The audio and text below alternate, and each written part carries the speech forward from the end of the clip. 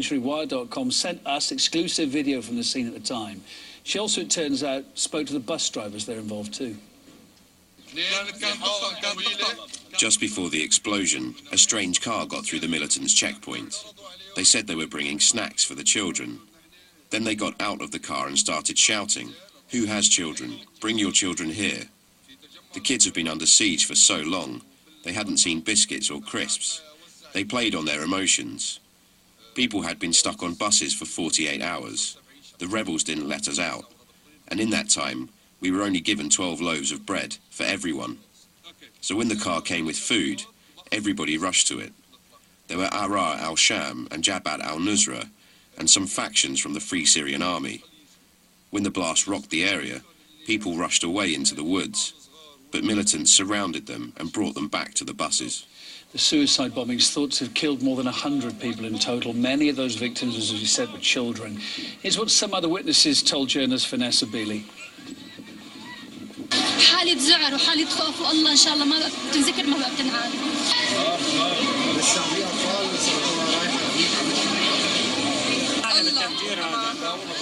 هذا كان معنا بالتفجير قزم.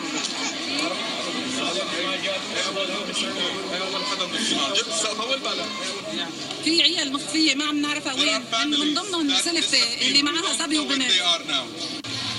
ولكن المأساة اللي كنا عايشينها من مأساة الخوف، قلة الأمان، الجوع، موت الأطفال من الجوع، الصواريخ، القذائف، صواريخ الفيل، مدارس ما في، كهرباء ما في، ماء ما في، نحن قبلنا بهالوضع. Some of the eyewitnesses there. Earlier on, just a few hours ago, Vanessa Beeley spoke to me in the studio here too.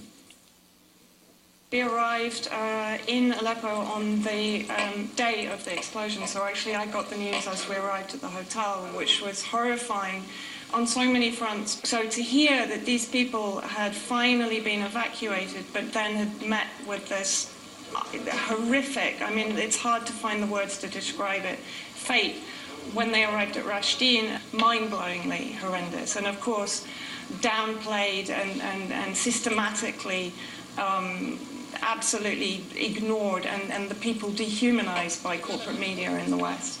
Honestly, under the Counter-Terrorism Act in the UK, the media, the mainstream media and government should be taken to trial for supporting and promoting terrorism. 3-year-old, 4-year-old, 5-year-old children being described by the Telegraph as government supporters, 116 children that were blown apart by this horrific attack are described by the Telegraph, the UK Telegraph, as being government supporters. This complete dehumanization of these human beings, these children. Vanessa Beeley. Elsewhere, it seems the US did carry out a deadly airstrike on a mosque in Syria's Aleppo province on the 16th of March. That's now according to a new report by independent researchers from Forensic Architecture and also Human Rights Watch.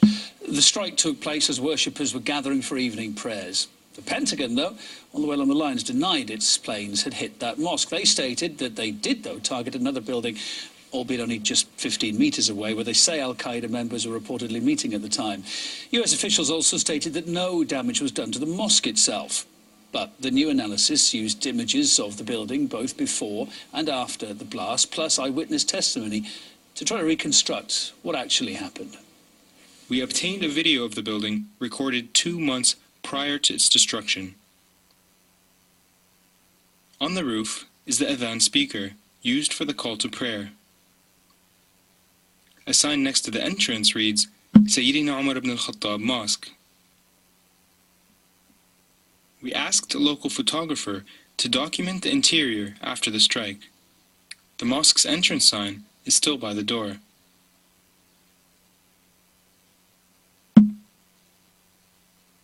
Shelves for worshippers' shoes indicate it is a mosque. I know the United States in its drone strike seeks to establish what's called a pattern of life survey. That's to say, over several days, if not longer, drones, unarmed drones, reconnaissance drones would establish on what days people go to prayer, where civilians are likely to be, and so on. Of course, that may not always be possible if intelligence is gained at short notice. Also, I think as a matter of general knowledge in the Arab world and in the Muslim world generally, it's often the case that the largest building in a community such as this is going to be a mosque, or at least will have a dual use as a mosque and, for example, a community centre. And so it's not surprising, I think, to observers that this would have been a mosque, notwithstanding that there was indeed another mosque, or perhaps an older mosque, very close to it. Big news in from Britain earlier on today. British MPs overwhelmingly gave